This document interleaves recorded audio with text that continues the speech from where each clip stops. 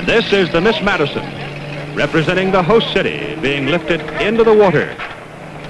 Madison, Indiana is a community of about 13,000 people, and it's the first time ever in the history of the Gold Cup race a community this size has been able to hold an event of this size. And believe me, this is the big one in boat racing. So you will see through the afternoon some great enthusiasm for Miss Madison.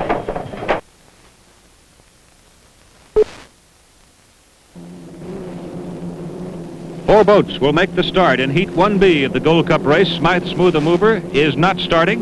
And let's set the field for you. Miss Madison with Jim McCormick driving. Atlas Van Lines 2 with Terry Starrett driving. They're all watching this clock, the starting clock, as it blacks out. The starting gun will be fired, and everybody wants to be right on the line when it happens. Town Club is driven by Fred Alter, and Miss Timex driven by Ron Larson. Atlas Van Lines 2 right on the money. Here they go.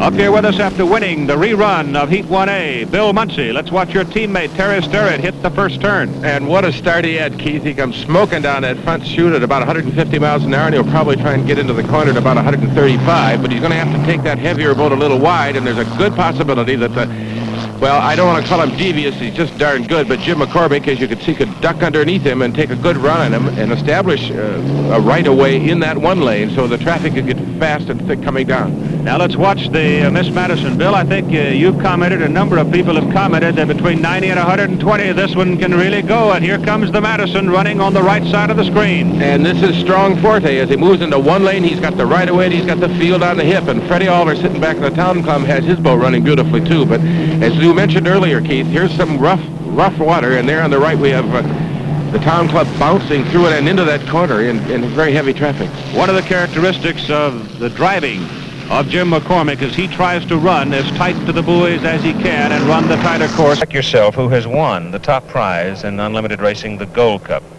I guess you never really ever will forget it, will you? No, I dare say, Keith, that was the biggest thrill of my life. And I've had a lot of wonderful thrills, being a band leader, and we played everywhere and had a lot of wonderful things. But I think when I won the Gold Cup, that was the crowning achievement of my whole life. Guy Lombardo, whose Temple won the Gold Cup in 1946, and we're delighted to have him back